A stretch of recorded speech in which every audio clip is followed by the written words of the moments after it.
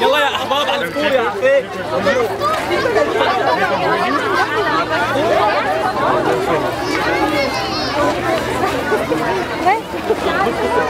رايح تقريبا عند عالم كثير كلهم كثير عدد الناس يا شباب قبل ما نطيرهم سمعوا الصلاة على النبي. كلياتنا بجاه الايام الفضيله وبجاه النهار الفضيل. الله سبحانه وتعالى خلصنا من بشار الاسد. اصابته وشبيحته والعنويه كلياته. ان شاء الله يكون العيد عيدين، الفطر وعيد النصر ان شاء الله. يا رب يا رب. كلياتنا بنقرا الفاتحه وبنطير بالونات. بسم الله الرحمن الرحيم. الحمد لله رب العالمين الرحمن الرحيم مالك يوم الدين إياك نعبد وإياك نستعين اهدنا الصراط المستقيم صراط الذين أنعمت عليهم غير المغضوب عليهم ولا الضالين. انت اليوم بسم الله الرحمن الرحيم. بالبداية برحب بأرواح شهدائنا الكرام. طبعا أنا بشكر كل الأخوة القائمين على هذا المشروع المبارك الذي جمع هنا الأخوة السوريين، جمعهم على شيء خيري، على إفطار. وهذا المشروع حقيقة هو يجمع ويشعر الأخوة السوريين الذين لجأوا إلى هذه البلاد، يشعرهم بالألفة والمحبة وبالتضامن من إخوتهم المصريين والأخوة المنظمين. حقيقة هذا المشروع له أهداف كثيرة إيجابية، منها فرح الناس وخروجهم من الجو السلبي الذي يعيشونه نتيجة للأعمال ونتيجة لما يتابعونه من أخبار يومية على شاشات التلفاز، ونتيجة للظروف الصعبة أيضا التي يمرون بها هنا في مصر. أيضا هذا المشروع يجمع الأخوة، يجمع الأحبة، ويجمع كل الموجودين هنا، يجمعهم على شيء خيري، يجمعهم على إفطار خيري، يجمع بين حتى لو لاحظت الأطفال الصغار وجدناهم يلعبون ويمرحون وكأنهم لأول مرة يجتمعون. فهذا المشروع جيد جدا، وأنا أشكر كل الأخوة وأشكر كل من ساعد وكل من تعاون وكل من أشرف على هذا العمل الخيري. وأدعو الجهات المنظمة وأدعو كل مسؤول هنا في مصر أن ينظر بعين الاعتبار وأن ينظر أكثر وأكثر، وأن يخرجوا لنا أيضا بأيام جميلة مشابهة لهذا اليوم الذي تواجد فيه الجميع والكل شارك فيه والكل خرج مبسوط. يعني حسينا انه بلدنا، نسينا انه بيوتنا اللي راحت، ونسينا اهلنا اللي عم ندعي لهم، يعني ما نسيناهم، يعني بس تخفف عنا الضغط بس لفتره بس هيك. وان شاء الله هيك نجزيكم خير، الله بيجزيكم الخير. ذبحت الدجاج بايديك، شو عملتي؟ هو جامد جدا وعنده نشاطات كتير للاولاد، وان شاء الله هيجي كل يوم لهنا. هو مكان رائع جدا للاولاد والكبار وكل الاعمار. وشكرا لحديقة الزهراء. السلام عليكم. نحن كسوريين مبسوطين هون كثير بين اخواننا المصريين. طبعا ما قصرتوا كلياتكم، يعني اعطيتونا اكثر من حاجتنا. متشكرين كثير كثير كثير. مبسوطين بهالجمعة الحلوة. احلى شاب المصور. كثير مبسوطين فيكم، يعني صراحة كأني بين اهلينا الحقيقة. متشكرين كثير على كل اللي عملتوه، كل سنة وانتم طيبين. بسم الله الرحمن الرحيم. انا طارق من جمعية علوان اوتار. كنا مشتركين في دعوة ان احنا نشتغل مع الاطفال وكده، وفي الحقيقة لما جينا في الاول كان تنظيم رائع، اي نعم كان في شوية تأخير من الاهالي، بس خلاص عرفنا كان بعد الفطار تاني نشتغل مع الاطفال، والاطفال كلهم متعاونين. حتى الاهالي بتوع سوريا كان في منهم لما حسوا ان في شويه كانوا متطوعين او في عدد زياده على المنظمين والاورجنايزر وكده، وابتدوا يساعدونا. ففي الحقيقه التنظيم كان كويس، المكان كويس، كان في شويه حاجات اتمنى ان هي تبقى موجوده، بس مش هقدر اقولها عشان المكان نفسه بتاع المكان اللي احنا فيه هو اللي بيفرض سيطرته علينا. يعني كان في حاجات وتسهيلات كانت المفروض تتقدم لنا، يعني مثلا كنا نجيب من بره اكتر، كنا مثلا يبقى معانا اضاءه نقدر مثلا نخش بره او نخش بادوات، بس هم كانوا دايما بيرخموا علينا ولا ما ينفعش ورق، كان لازم حاجات تتفتش، كان في حاجات زي كده. بس اتمنى المره الجايه يكون في مكان اوسع، ما يكونش في مكان مثلا حكومي او تبع الحكومه كده، تبقى في حته مفتوحه ونشتغل فيها براحتنا واحنا اللي ننظمها. اتحمست قوي ان انا اجي النهارده عشان تضامنا مع اهل سوري. حضرنا كده مجموعه مجموعة أنشطة امبارح مع الأطفال، مش كلها اتنفذت بصراحة عشان مش منظمين أوي النهاردة. احنا الأولاد مش متحمسين بصراحة إن هم يحكوا كده، حابين أكتر التلوين، فطلعنا أفكار بسرعة كده كلها حوالين التلوين وإزاي نجذبهم. في الأول كده قلقت إن الأطفال ما اتجمعتش في الأول وخفت كده، حسيت إنه كنا مع 5 6، بس الحمد لله كلهم اشتركوا واتجمعوا، والأهالي كمان دي أكتر حاجة بسطاني إن الأهالي انضمت معانا وحاسة إن الناس مبسوطة، ودي أكتر حاجة عجباني يعني.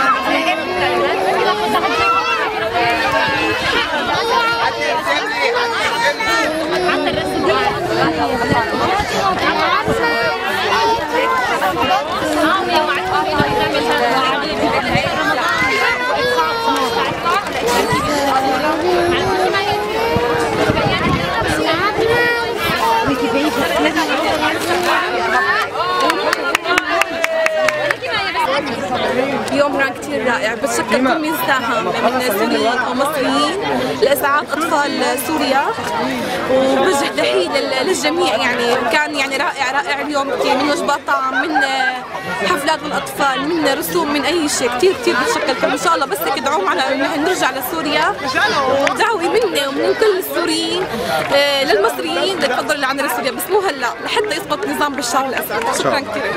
والله اليوم يعني كان جميل ومميز كثير. فالشغله المميز اللي شفتها اليوم، دعونا لافطار وعلى اساس انه في فعاليات للاطفال. ما طلع في فعاليات للاطفال، بس في شغله كثير يعني مميز كثير الحمد لله. يعني الخير كان كثير، هي اول شغله. ثاني شغله، الشغله المميزه اللي شفتها اليوم انه كنا باركين على اساس سوريين، نحن كلياتنا هون بهالمجمع هذا الحديقه، ايوه هون على اساس نحن كلياتنا سوريين فقط. فاكلنا وخلصنا هيك، بعدها كل من التهى شوي هيك، بعدها حسيت حالي انه بركي على اساس جنب سوريين، واني كلياتنا حوالي عائلات مصريه، نفس البركه، نفس العائلات، نفس اللهجه، نفس اللعب، نفس الشيء. هنا حسيت حالي كأنني قاعد أنا بحديقة حلب. حتى اللباس متشابه بين السوري والمصري، حسيته متشابه. يعني ما يعني قام السوريين من حوالي كلياتهم وراحوا وطلبوا الباصات، بس أنا حاسس إني كمان قاعد بين أهلي والسوريين والعائلات اللي حوالي جنبهم وكل شيء. يعني عن جد نسينا حالنا إننا نحن باركون بمصر، أو نسينا أن السوريين راحوا من حوالينا، لأن أخوتنا هنا ما شاء الله يعني عن جد من غير مبالغة. حتى فيك تطلع على اللباس بتخربط بين لباس السوريين والمصريين نفس اللباس يعني.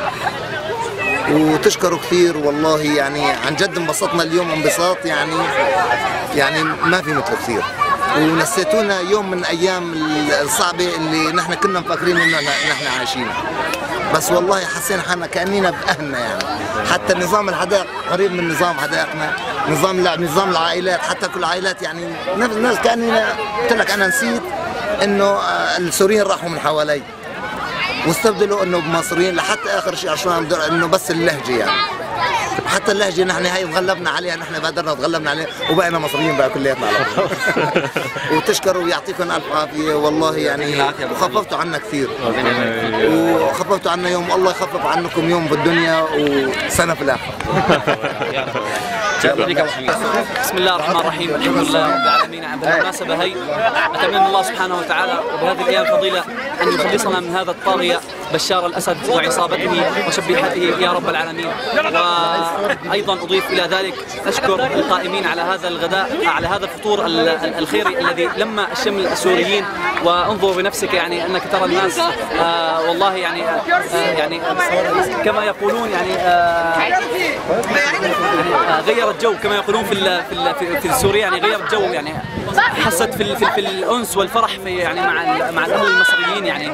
وأتوجه بالشكر للقائمين على هذا العمل، ونسأل الله سبحانه وتعالى النصر، والحمد لله رب العالمين. مبسوط جدا، مش عارف اقول ايه. اول مره اشوف كميه، يعني مش كميه اطفال اكتر ما هم كميه فرح على الاطفال بطريقه رهيبه جدا. حلو، مبسوطين جدا بالبلالين قوي، ومبسوطين جدا بالالوان.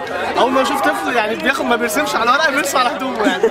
رغيد ده دمه زي العسل. هو فين رغيد؟ اهو ده رغيد. رسم على وشه ورسم على هدومه. يا بشار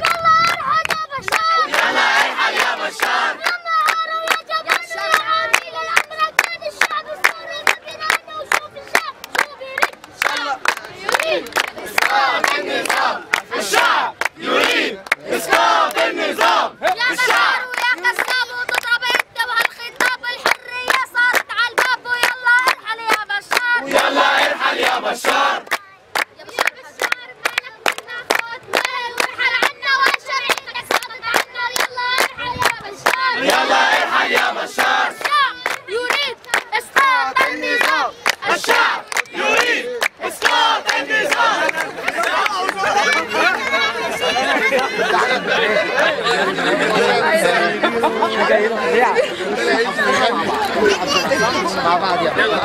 يلا ارحل يا بشار، يلا ارحل يا بشار. يا بشار ومالك منا غوت مال، وارحل عنا وشرعيتك خاطب عنا، ويلا ارحل يا بشار، يلا ارحل يا بشار. يا بشار ويا كذاب ومضرب انت وهالخطاب، الحريه صارت على الباب، ويلا ارحل يا بشار، يلا ارحل يا بشار. يا بشار وانا بيتو تصي اللي بحييتو عنا المعنى بطل يحييتو، يلا ارحل يا بشار، يلا ارحل يا بشار. يا مغير ويا كذاب كمل. يا مغير هي كانت بتكمل.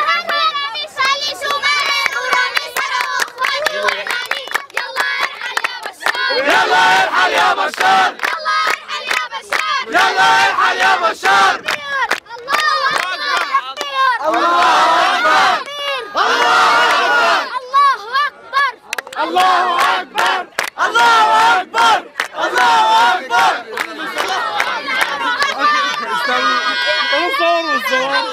اكبر يا ربي عليهم، الله اكبر يا ربي عليهم. قتلوا الشهيد يا ربي بيديهم، قتلوا الشهيد يا ربي بيديهم. وكمان يا ربي بيديهم، قتلوا كمان يا ربي بيديهم.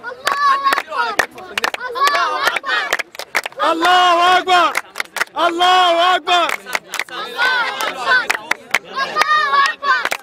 والثورة بتكبر، الله اكبر، والثورة بتكبر. الله يا تكبير، تكبير، حيونا حي. بالختام 9:30 ان شاء الله الباصات ستنطلق في الختام الفاتحه الى ارواح شهدائنا وشهدائكم وعية النصر والتوفيق باذن الله. أنا سهى من جامعة أمان وأبطال. إحنا عرفنا الأول إن في شباب من سوريا وأطفال من سوريا جايين من مصر هنا، فإحنا حبيت أول موضوع لأن أنا أصلا بحب سوريا وبحب البلد وبحب اللهجة بتاعتهم أوي وبعرف أتكلمها. فلما جيت هنا مع الأطفال بقيت أعرف أتكلم معاهم، ما بتكلمش مصري، اتكلمت معاهم يعني حكيت معاهم سوري. فكنت مبسوطة قوي باليوم، وكنت مبسوطة قوي بالأطفال. لما أنا بشوف الأطفال مبسوطين حسيت إن أنا مبسوطة أساسا، فكنت مبسوطة جدا. وأتمنى لو أي يوم تاني في أطفال جايين فإحنا أكيد هنيجي. السلام عليكم. أولا أنا سعيد جدا إن أنا جيت النهاردة في وسط زمايل ليا وفي وسط ناس ما أعرفهمش وجداد عرفتهم النهاردة. إن أنا دعيت علشان أساهم أو أتطوع ان انا اسعد ناس رئيسهم والمفروض قائد دولتهم بيقتلهم في دولتهم دلوقتي. سعيد جدا ان انا بحاول اسعد طفل او ارفع الظلم او ارفع الحزن عن طفل سوري هو بيتضرب واهله بيتضربوا في سوريا ودولتهم بتتدك دلوقتي. الحرب يا جماعه مفيش اسوأ منها ومفيش حاجه اصعب من الحروب. الناس اللي جايين من الحرب حاسين ان هم مش لاقيين اي حد يشاركهم مأساتهم ولا معاناتهم. النهارده جينا علشان نقعد معاهم، علشان نكلمهم، مش عشان ناكلهم، لان هم مش محتاجين مننا اكل اكتر ما هم محتاجين مننا ان احنا نضحك معاهم وان احنا نتكلم معاهم وان احنا نشاركهم وان احنا نقعد نحسسهم ان احنا اهل وان هم مش في بلد تانية، لا هم لسه في بلدهم التانية او في بلدهم الاولى لو كنا عاوزين نقول كده كمان، بلدهم الاولى مصر. جينا النهارده وقعدنا معاهم وبقدر امكاننا حاولنا نوفر وجبات على ما قد ما قدرنا يعني نحصل عليها، وجبات مش وحشه. يمكن نختلف في عادات الاكل بس هم اتبسطوا من شكل استقبالنا ليهم واتبسطوا من قعدنا معاهم. وبعد كده عملنا ورش للاطفال، حاولنا بقدر امكاننا ان احنا نضحكهم، نقعدهم في الهواء الطلق، نحسسهم ان احنا معاهم. والحمد لله اليوم عدى كويس وانطباع السوريين كويس، واحنا كمان سعداء ان احنا بنساهم في حاجه خيريه وبنساهم في حاجه بنرفع بيها المأساة وبنرفع بيها الحزن عن اطفال سوريا. وان شاء الله نحاول نعمل لهم ايام تانية، وان شاء الله بقدر امكاننا نحاول الاسبوع الجاي او ان شاء الله العيد الجاي هم يفطروا في بلدهم التانية سوريا. بسم الله الرحمن الرحيم. يعني الحمد لله رب العالمين، اليوم كان جميل جدا واليوم كان رائع. بنشكر كل الناس اللي ساعدونا في تنظيم اليوم، وبنشكر كل الناس السوريين اللي حضروا. اليوم النهارده مش مجرد دعم معنوي او دعم مادي للسوريين الموجودين في مصر، اليوم النهارده مش للسوريين الموجود في مصر، اليوم النهارده رساله للسوريين الموجودين في سوريا، هم الاهم بالنسبه لنا دلوقتي. اليوم النهارده بنقول ان احنا واقفين جنب ثوره سوريا ضد بشار الاسد. هنقول كلمته اللي هو كان بيقولها، الازمه انتهت وسوريا بخير، نقولها احنا دلوقتي ان شاء الله قريب، الازمه انتهت سوريا بخير، ولكن هتكون بصدق ان شاء الله وتكون حقيقيه باذن الله رب العالمين. في النهايه عايز اشكر شكر كبير جدا للحاج لؤي عبد الواحد اللي ما حضرش معانا النهارده، لكن احنا بنعتبره حاضر بالفضل والمجهود اللي بذله معانا كلنا. شكرا جزيلا.